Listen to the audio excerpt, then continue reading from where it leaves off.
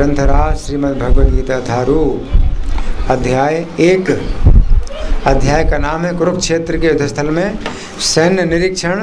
श्लोक संख्या 28, पृष्ठ संख्या 42। अर्जुन उवाच दृष्ट्वेमं स्वजनं कृष्ण युत्सुं समुपस्थितं सीदन्ति मम गात्राणि मुखं च परिशुष्यति। अर्जुन उवाच दृष्ट्वेमं स्वजनं कृष्ण युत्सुं समुपस्थितं सीदन्ति मम गात्राणि मुखं च परिशुष्यति। अर्जुन उवाच दृष्ट्वेमं स्वजनं कृष्ण युत्सुं समुपस्थितं सीदन्ति मम गात्राणि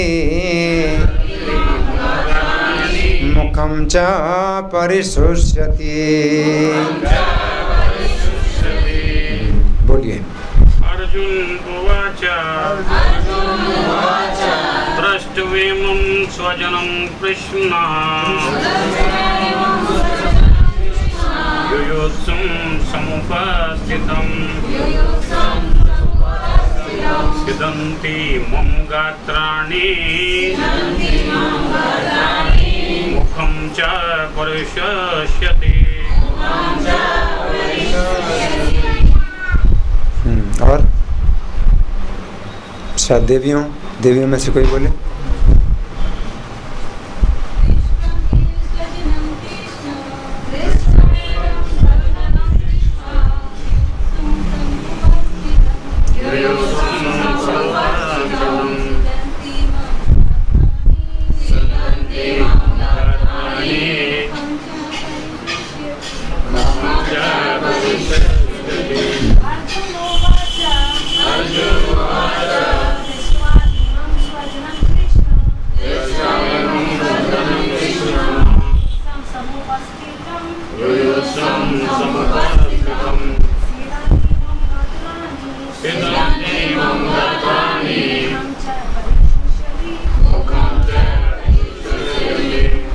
शब्दार्थ बोलिए।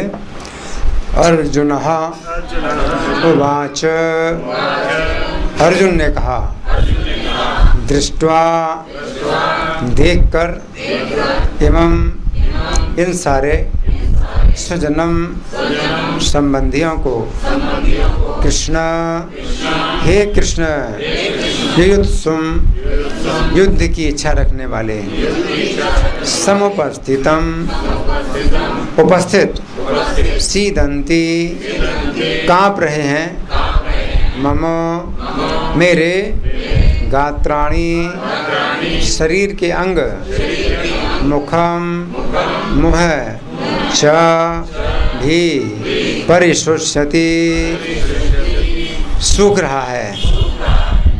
क्या सूख रहा है? मुंह सूख रहा है, इसलिए मैं पानी पी रहा हूँ।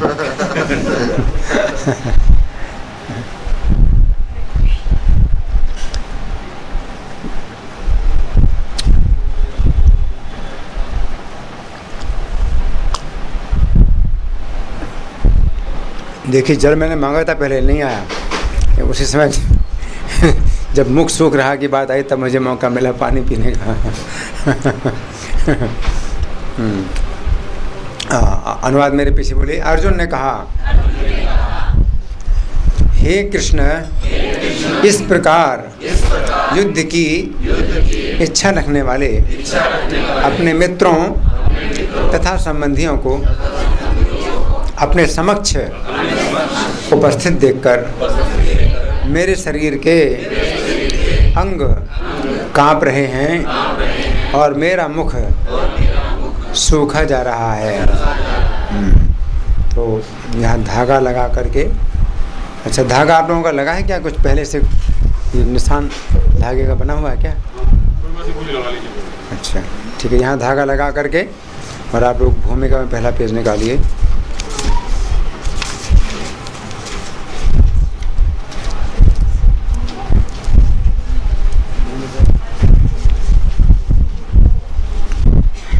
सबने निकाल लिया भूमिका में पहला पेज? मेरे साथ बोलिए। ओम अज्ञानतिमिरान्धस्य ज्ञानं नहीं, मेरे साथ ओम अज्ञानतिमिरान्धस्य ज्ञानाञ्जनशलाकया चक्षुरुन्मीलितं येन तस्मै श्रीगुरवे नमः। श्रीचैतन्यमनोभीष्टं स्थापितं येन भूतले स्वयं रूपः कदा मह्यं ददाति स्वपदान्तिकं। वन्देऽहं श्रीगुरों श्रीयुतपदकमलं श्रीगुरून् वैष्णवांश्च श्रीरूपं साग्रजातं सहगण रघुनाथान्वितं तं सजीवं साद्वैतं सावधूतं परिजनसहितं कृष्णचैतन्यदेवं श्रीराधा कृष्णपादान् सहगण ललिता श्रीविशाखान्वितांश्च। हे कृष्ण करुणा सिन्धु दीनबन्धो जगत्पते गोपेश गोपिकान्त राधाकान्त नमोस्तुते। तप्त कांचन गौरांगी राधे वृंदावनेश्वरी वृषभानुसुते देवी प्रणमामि हरिप्रिये। वाञ्छाकल्पतरुभ्यश्च कृपा सिन्धुभ्य एव च पतितानां पावनेभ्यो वैष्णवेभ्यो नमो नमः। जय श्री कृष्ण चैतन्य प्रभु नित्यानंद श्री अद्वैत गदाधर श्रीवासादि गौर भक्तवृंद। हरे कृष्णा कृष्ण कृष्णा हरे हरे, हरे राम राम राम हरे हरे। नमो विष्णुपादाय कृष्णप्रेष्ठाय भूतले श्रीमते भक्तिवेदांत स्वामिनिति नामिने। नमस्ते सरस्वती देवे गौरवाणी प्रचारिणे निर्विशेषा शून्यवादी पाश्चात्य देश तारिणे। श्लोक फिर से निकालिए, श्लोक के शब्दों को समझेंगे। सबने निकाल लिया? श्लोक के शब्दों को समझेंगे। सबसे पहले क्या है?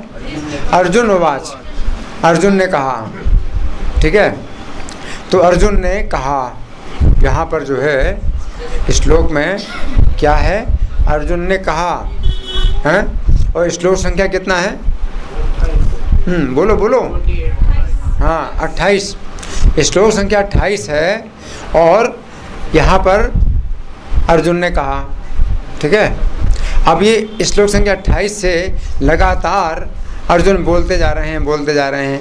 कहाँ तक देखिए श्लोक संख्या कितनी, कहाँ तक अर्जुन ने बोला है? देखिए पेज पलटिए, अर्जुन ने कहाँ तक बोला है?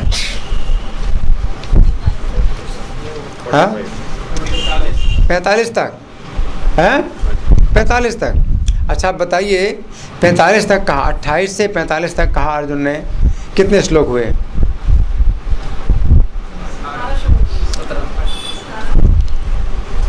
17। किसने? 16 और 18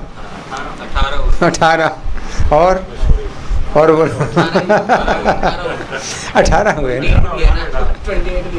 28 से 45 है ना, तो 45 में 27 घटाओ, है ना, 18 हुए। अब देखिए 18, ये श्लोक अर्जुन के 18 हैं। अर्जुन के श्लोक 18 हैं। कुछ विशेष महत्व है ना। अर्जुन ने, हाँ 18 अध्याय हैं, है ना। तो अर्जुन ने जो है अपना जो विषाद है, जो अपना चिंता, अपना जो शोक जो प्रकट किया है वो 18 श्लोकों में प्रकट किया है। वो गीता के 18 अध्याय हैं, है ना। तो ये जो है मतलब विशेष बात है ना यहाँ पर। अच्छा, अब हम सुनेंगे श्लोक के शब्दों को समझेंगे। अर्जुन क्या कह रहे हैं? दृष्ट्वा इमं स्वजनम कृष्ण। दृष्ट्वा का मतलब क्या है? देख करके, इमं स्वजनम, इन स्वजनों को देख करके। इसके बाद क्या शब्द है अर्जुन का? इसके बाद अर्जुन का शब्द क्या है? कृष्ण। अब देखिए, अर्जुन ने कृष्ण के नाम का प्रयोग किया। कृष्ण के नाम का प्रयोग किया अर्जुन ने। क्यों? क्योंकि कोई ऐसी अनिष्ट बात अगर हो जो कि बड़ी चिंता या बड़ी शोक की बात हो, तो अर्जुन ने उसको कहने के पहले कृष्ण का नाम लिया है ना। तो ये कृष्ण जो है, ये शब्द है, ये कृष्ण शब्द जो है मतलब अपने मुंह से हमेशा निकलना चाहिए। कोई चिंता की स्थिति हो तो मुख से क्या निकलना चाहिए? कृष्णा। हाँ, कृष्णा। तो हमेशा कोई भी कष्ट की स्थिति हो, है ना। तो अर्जुन ने कहा कि इन स्वजनों को देख करके कृष्ण। हाँ, अब क्या कुछ बहुत ही जो इसे कहेंगे अप्रिय बात बोलने के पहले, वो क्या है? युत्सुम, युद्ध करने की। स्वजन और युद्ध करें, है ना। तो ये कितने अप्रिय बात है। तो अप्रिय बात को बोलने के पहले आपको पहले क्या बोलना चाहिए? कृष्ण। क्योंकि ये कृष्ण बहुत प्रिय है।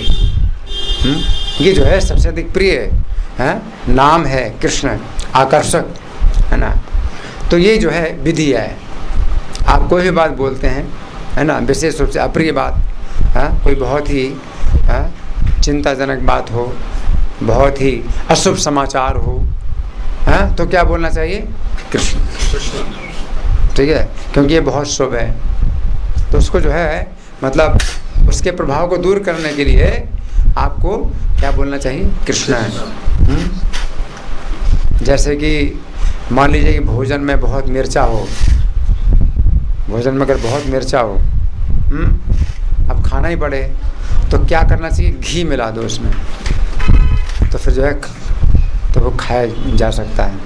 और घी मिला दोगे तो खाया जा सकता है ना।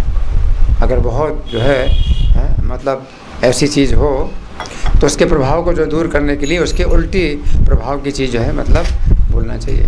तो ये बहुत अशुभ या बहुत अमंगलकारी, बहुत अनिष्ट समाचार है, अप्रिय समाचार है। तो सबसे अधिक जो मंगलकारी, सबसे अधिक जो शुभ है, सबसे अधिक प्रिय है, वो कृष्ण का नाम हमेशा बोलना चाहिए, है ना। तो इसकी व्याख्या हमने जो है श्लोक संख्या 40 में की है। 40 में भी अर्जुन ने कृष्ण का नाम बोला है। हाँ, अधर्माभिभवात् कृष्ण प्रदुष्यन्ति कुलस्त्री, इसमें हमने ज़्यादा चर्चा की है। जो श्री भगवान ने कहा पुस्तक में, यहाँ पर ज़्यादा चर्चा की हमने कृष्ण नाम का जो प्रयोग किया है ना। तो अभी तो आप इसी श्लोक पर आइए, इस श्लोक के शब्दों को समझेंगे। अर्जुन ने क्या कहा कि इन स्वजनों को देख करके हे कृष्ण युत्सुम समुपस्थितम, युद्ध की इच्छा करने वाले हैं। और इससे भी ज़्यादा अप्रिय बात क्या है कि समुपस्थितम, उपस्थित भी हो गए हैं। युद्ध की इच्छा करे, है ना, तो ये तो गलत बात है ही है। लेकिन इससे भी ज़्यादा गलत बात क्या है कि सामने आ गए हैं, और भी ज़्यादा अप्रिय बात है। तो हे कृष्ण, है ना, मतलब ऐसी स्थिति में अर्जुन की दुविधा क्या है? अर्जुन की दुविधा क्या है?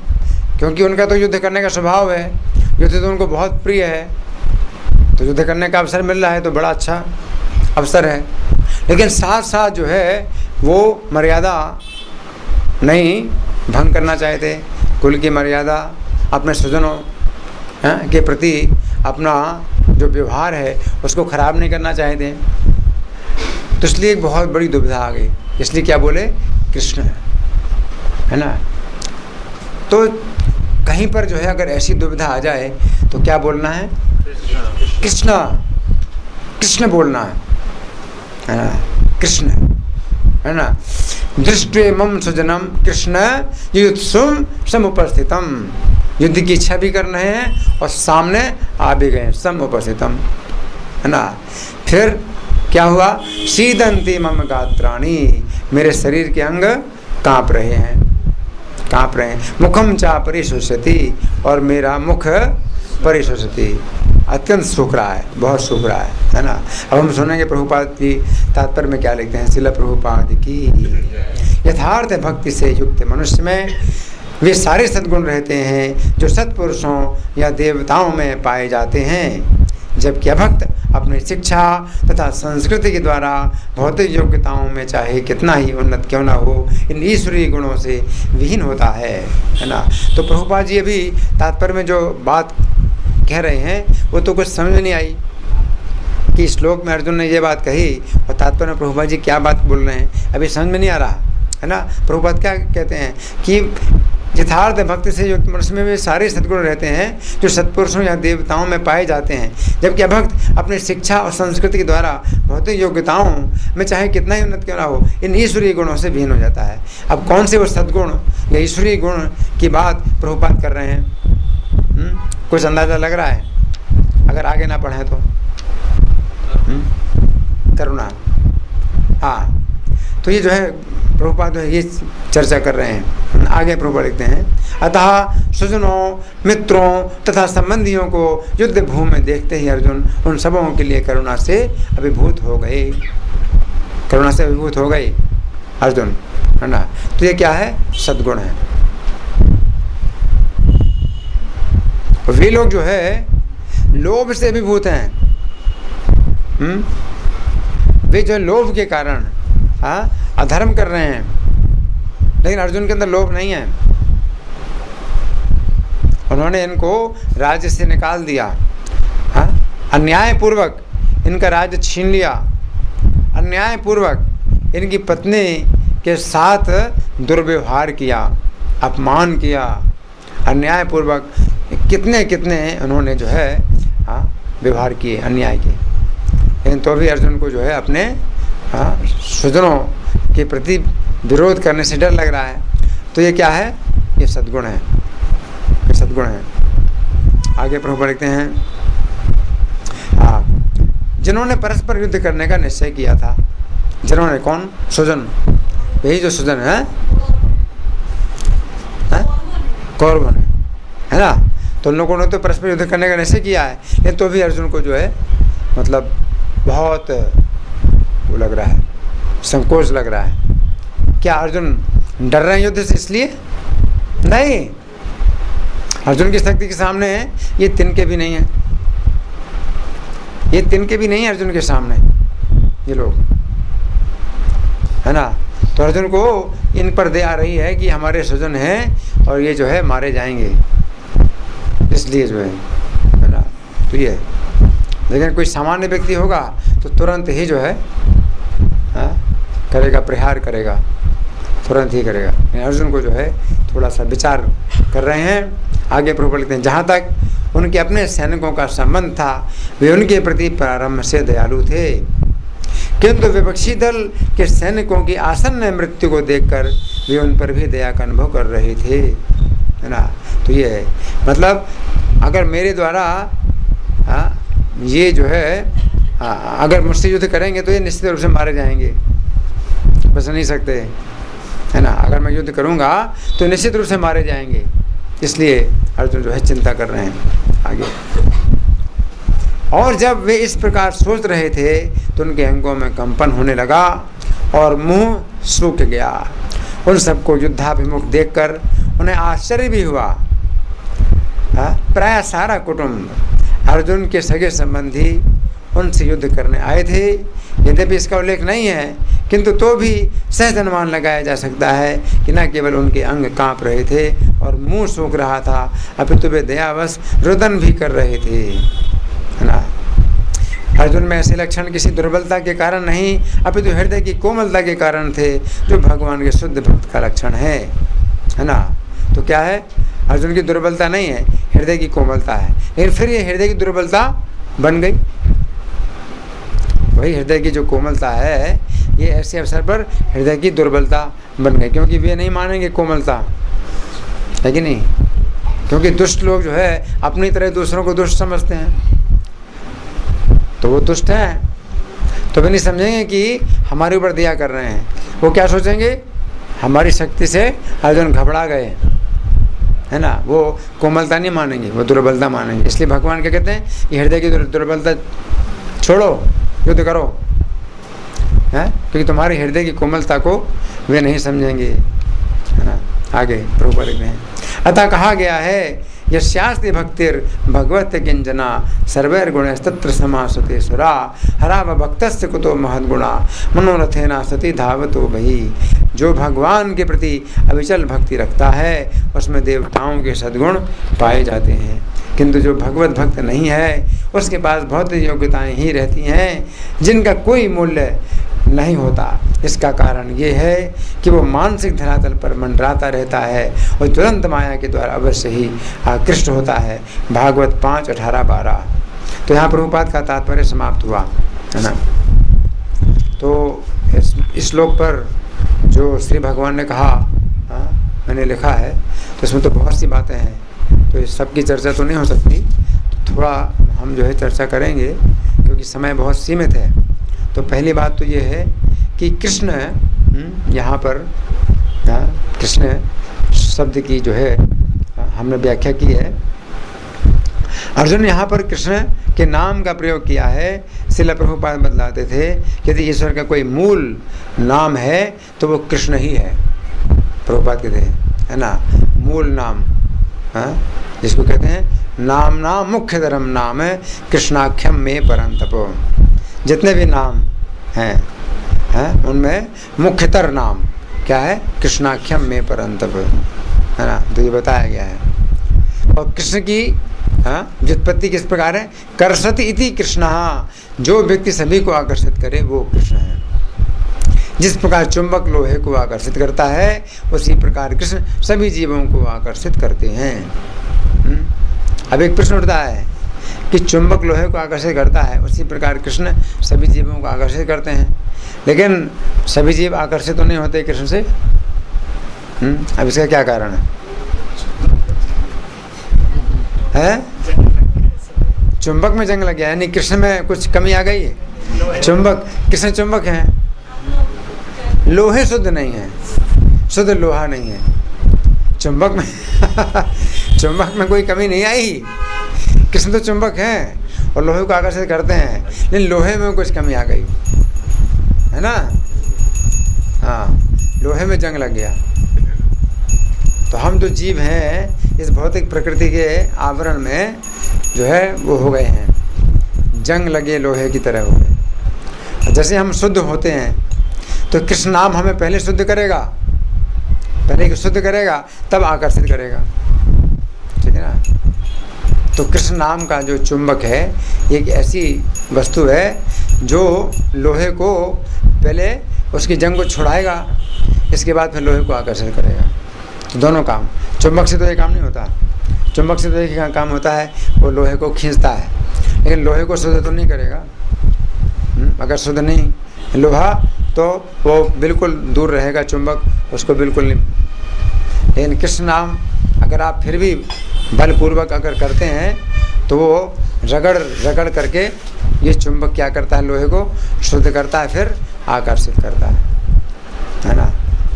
तो ये जो है मतलब ये है ना। आगे प्रभुपाद जो इसमें हमने चर्चा की है, आगे क्या है, श्रील प्रभुपाद ने जिस संकीर्तन आंदोलन को संपूर्ण विश्व में फैलाया उसका नाम रखा अंतर्राष्ट्रीय श्री कृष्ण भावनामृत संघ। तो प्रभुपाद ने जब नाम रखा तो पता कहाँ पर ये स्थापना की थी इस संस्था की?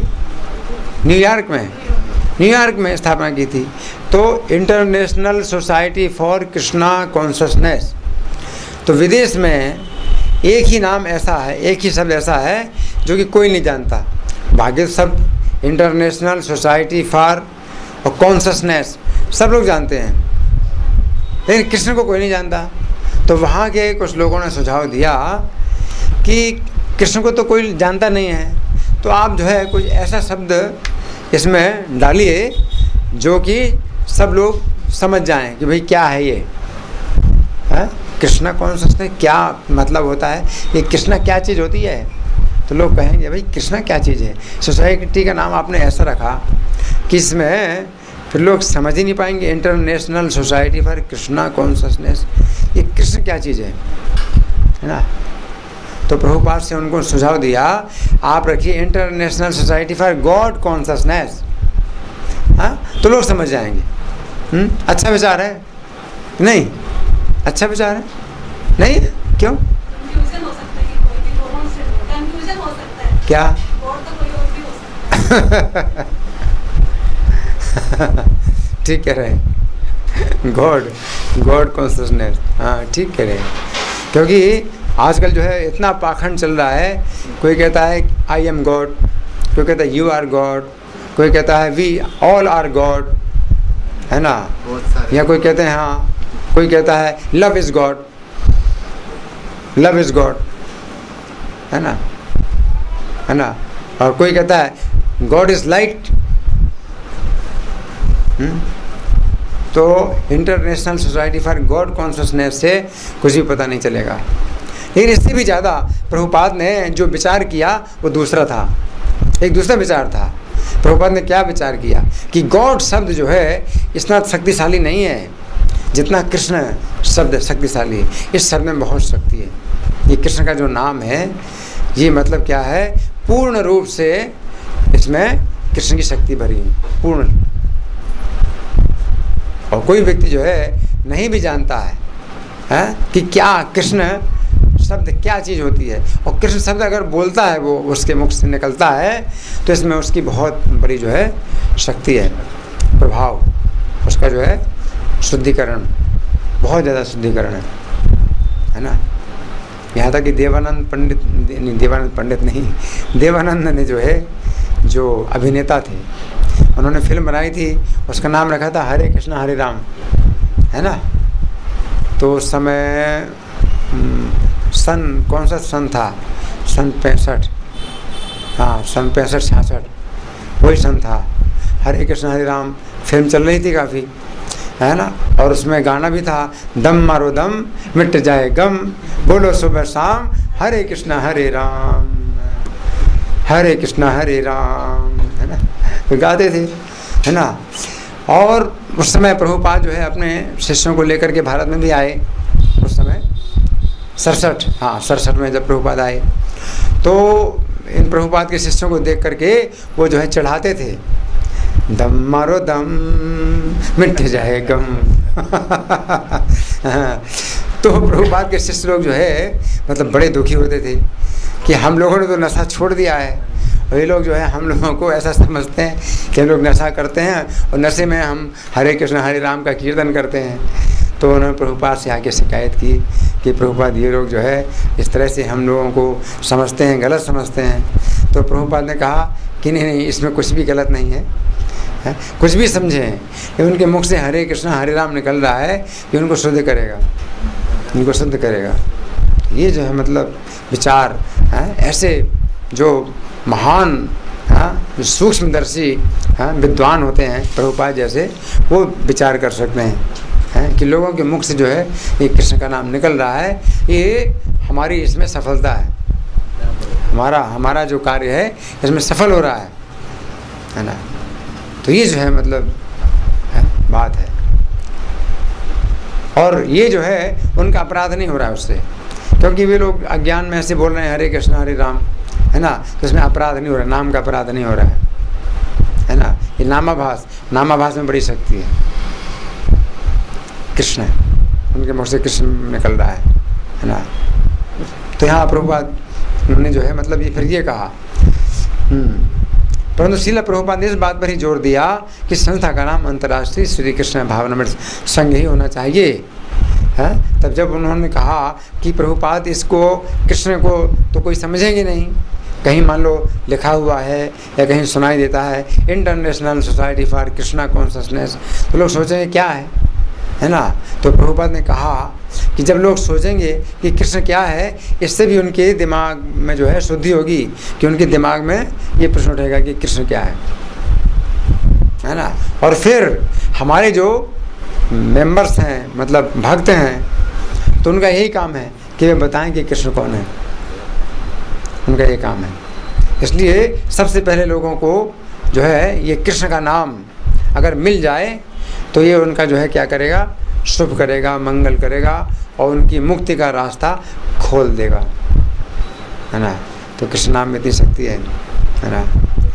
आगे लिखा है श्री कृष्ण प्रत्येक व्यक्ति को आकर्षित करते हैं, यहाँ तक कि वे अपने शत्रुओं को भी आकर्षित करते हैं। इस प्रकार की एक घटना का वर्णन श्रीमद् भागवत में हुआ है। जिस समय श्री कृष्ण मथुरा में कंस की रंगशाला में प्रवेश करते हैं तो वहाँ पर विभिन्न प्रकार के लोगों ने श्री कृष्ण को विभिन्न प्रकार के भावों में देखकर आकर्षण का अनुभव किया। कृष्ण कंस की रंगशाला में प्रवेश जब करते हैं, किस समय की घटना है? जब कृष्ण मथुरा में आए, है ना। तो कृष्ण बलदेव जी दोनों कंस की रंगशाला में प्रवेश करते हैं, है ना। तो इसमें 10 प्रकार के रसों में हमने चर्चा की है, बहुत ही रोचक है, सब तो नहीं लेकिन एक तो मैं चर्चा करूँगा। रौद्र रस में कंस की रंगशाला के 5 मुख्य पहलवान थे, चाणूर, मुष्टिक, कूट, शल, तोसल। ये 5 क्या थे? पहलवान थे, है ना। और इन पहलवानों को कंस ने अपने कार्य में लगाया हुआ था। और क्या था इनका कार्य? कि कंस जिसको मारना चाहता है, भाई उसको पता चल गया कि भाई ये मेरे विरुद्ध काम कर रहा है, उस व्यक्ति को मारना है।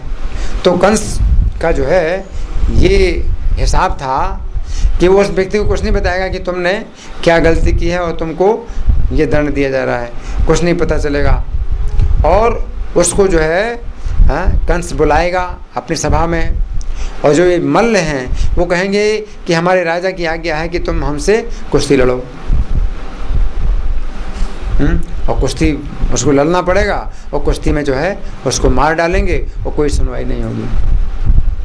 कंस की ये नीति थी, है ना। ये हुआ भी कृष्ण बलराम के सामने। जब कृष्ण बलराम आए सभा में तो सबसे पहले उन्होंने कृष्ण बलराम को कहा कि आइए हमसे आप कुश्ती लड़िए।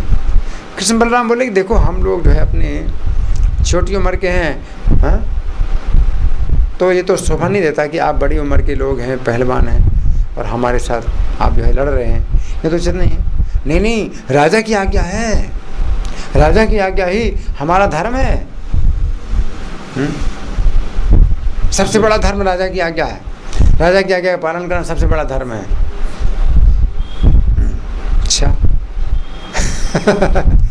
हाँ, तो ये तो कपटी थे, ये तो बड़े कपटी थे कि भाई राजा की आज्ञा है, राजा को प्रसन्न करने के लिए हम कुश्ती लड़ेंगे। लेकिन इरादा क्या है? कृष्ण बलराम को मार डालना है। और कृष्ण बलराम, उनको पता नहीं कृष्ण बलराम और बड़े कपटी हैं। कपटियों के कपटी तो वो हैं, वो बहुत बड़े कपटी हैं, है ना। तो हुआ क्या, जब देखा इन लोगों ने, इन्हें कंस ने समझा दिया था कि कृष्ण बलराम के साथ कुश्ती लड़ने का बहाना करके कपट पूर्वक दोनों भाइयों की हत्या कर देना। परंतु जिस समय ये दोनों भाई उनके सामने पहुँचे तो इन पहलवानों को ऐसे दिखाई दिए मानो इनके शरीर वज्र के बने हों, वज्र के बने।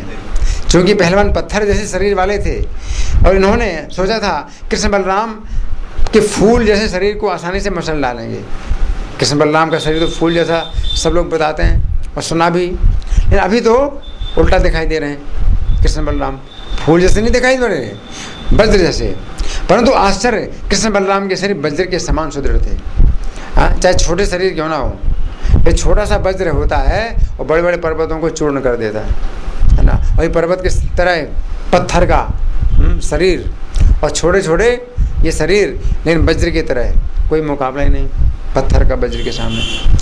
वज्र के सामने जब पत्थर टकराते हैं तो वज्र की कोई हानि नहीं होती, परंतु पत्थर चूर्ण हो जाते हैं। इस प्रकार इन पहलवानों ने श्री कृष्ण के प्रति रौद्र रस में आकर्षण का अनुभव किया, आकर्षित हुए। कि कोई शेर का सवा शेर मिला आज पहली बार, तो आकर्षण होता ना, तो आकर्षण कृष्ण आकर्षित करते हैं, है ना। इसी प्रकार से दूसरा अद्भुत रस में है, फिर श्रृंगार रस में, फिर हास्य रस में, फिर वीर रस में, फिर करुण रस में, फिर भयानक रस में, फिर बीभत्स रस में, फिर शांत रस में, फिर दास रस में। इस तरह से इसमें जो है चर्चा होती है। तो काफ़ी इसमें जो है विस्तार से, क्योंकि जब मैंने पढ़ा तो मुझे बिल्कुल नया जैसा लगा कि कितना मतलब अद्भुत लिखा है। अब ये मेरी शक्ति नहीं लिखने की, ये तो कृष्ण ने और प्रभुपाद ने शक्ति दी थी। लेकिन अगले श्लोक की व्याख्या में ये जो दो बातें हैं इनकी चर्चा कुछ विशेष हुई है। तो पहला है अर्जुन के लक्षण, सीदंती मम गात्राणि। सीदंती मम गात्राणि का मतलब है मेरे शरीर के अंग शिथिल हो रहे हैं, है ना। ये अर्जुन के शोक का पहला लक्षण है। यद्यपि शीला प्रभुपाद ने यहाँ सीदंती शब्द का अर्थ काँप रहे हैं किया है, परंतु फिर तीसरे लक्षण में वेपथु शब्द आया है जिसका भी अर्थ कंपन है। अगले श्लोक में वेपथुश्च शरीर में कंपन। अतः प्रथम लक्षण में सीदंती शब्द का अर्थ सामान्य कंपन होना चाहिए। सामान्य कंपन आगे चल करके फिर और जो शोक के लक्षण प्रकट हुए ना अर्जुन के शरीर में, तो वेपथुश्च शरीर में, तो यहाँ पर सामान्य कंपन है। हाँ, अंगों में सामान्य कंपन क्यों होता है? जिस समय शरीर में कमजोरी आती है या शिथिलता आती है, उस समय शरीर में सामान्य रूप से कंपन होता है। इसी शरीर के अंगों का शिथिल होना ही पहला लक्षण है। इस प्रकार के लक्षण की अनुभूति कभी कभी हमें भी होती है।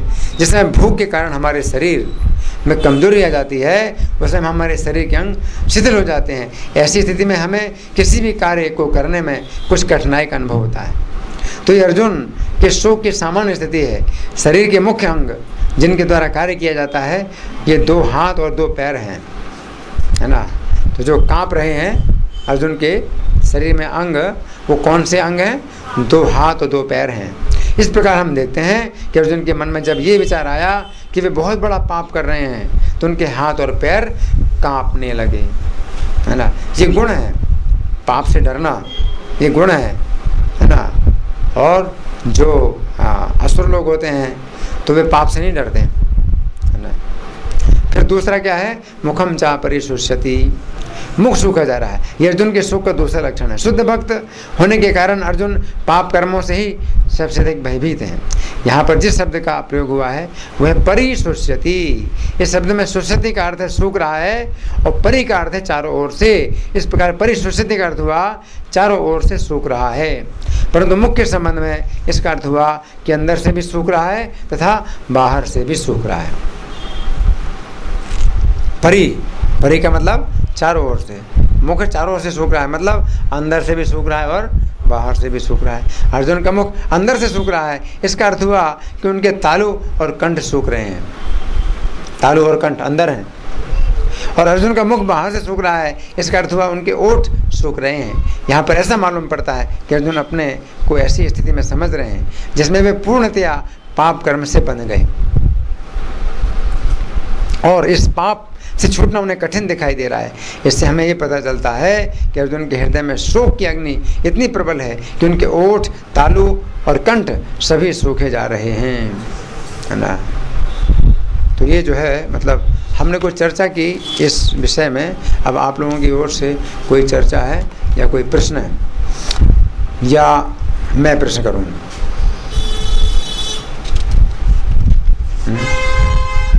मैं प्रश्न करूँ? ठीक है, मैं प्रश्न कर रहा हूँ। अच्छा बताइए, हाँ, अर्जुन ने सबसे पहले जो शब्द बोले वो थे कि इन स्वजनों को देखकर, इन स्वजनों को देखकर, है ना। अब क्या देखकर, इसको कहने के पहले अर्जुन ने क्या बोला? कृष्ण, है ना, कृष्ण। क्यों कृष्ण क्यों बोला? कौन बताएगा? हाँ, उन्होंने कौरवों की तरफ देखा तो उनके अंदर करुणा भाव आया। अप्रिय समाचार बताने से पहले अर्जुन ने कृष्ण नाम का प्रयोग किया। बहुत ही अप्रिय बात, है ना। इसका मतलब यह है कि अप्रिय बात अगर कोई हो तो कृष्ण बोलना चाहिए, ठीक है ना, रक्षा के लिए, है ना। हर समय कृष्ण बोलना चाहिए, चाहे प्रिय समाचार हो चाहे अप्रिय समाचार हो, हैं? तो कृष्ण नाम जो है रक्षा करेगा, है ना। तो कृष्ण नाम से बड़ी रक्षा होती है। तो अर्जुन के स्वभाव में ये जो है कृष्ण का नाम है, तो ये हमें जो है लेना चाहिए, कृष्ण का नाम लेना चाहिए, है ना। तो अर्जुन ने जब कहा कृष्ण है, इसके बाद अगला शब्द क्या है? अगला शब्द क्या है? अर्जुन ने क्या बोला? कृष्ण नाम बोल करके फिर क्या बोला? युत्सुम। युत्सुम, युत्सुम का मतलब युद्ध की इच्छा वाले। मतलब कौन युद्ध की इच्छा वाले हैं? कौरव लोग युद्ध की इच्छा करने वाले हैं। तो ये क्या है? बहुत अप्रिय बात है, बहुत अप्रिय बात है। अपने ही जो कुटुंबी लोग हैं, हाँ, युद्ध करना चाहते हैं, तो बड़ी अप्रिय की बात, बड़ी अप्रिय बात है। क्यों अप्रिय है? क्योंकि ये मारे जाएंगे, है ना। तो बहुत अप्रिय बात है। लेकिन इससे भी ज़्यादा प्रिय बात अगले शब्द, अगला शब्द क्या है? समुपस्थितम। मतलब हाँ, सम उपस्थितम, बिल्कुल सामने ही आ गए, तो और ज़्यादा प्रिय।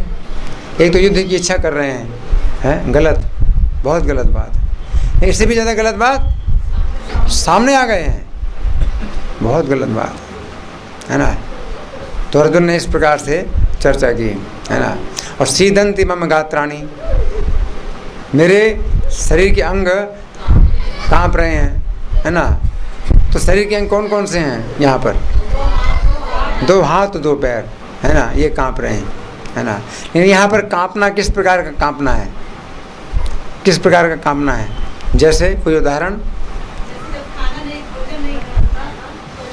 भूख में, हाँ, तो हाथ पैरों में जो है कुछ कंपन होता है ना, चलने में, है ना, उठाने में, हाथ में जो है कमजोरी आती ना, शिथिलता, तो वो जो है मतलब सामान्य है बात है। सीदंति मम गात्राणि मुखम चा परिशोष्यति, और मुख जो है चारों से सूख रहा है, मुख चारों से सूख रहा है ना। अब देखिए ये जो जब मैंने शब्दार्थ में पढ़ा था मुखम चा परिशोष्यति कि मुख सूख रहा है, तो उसी समय मेरे पास पानी आया और तो मुझे याद आया मुझे पानी पीना है ना। ये जो है मतलब ऐसी लीलाएं बहुत सी होती हैं भगवान की, ऐसी बहुत सी लीलाएं होती हैं। कल हम गए थे हैदराबाद, है ना। तो हैदराबाद में जो है मैं वहाँ कुछ सुना रहा था, कथा सुना रहा था।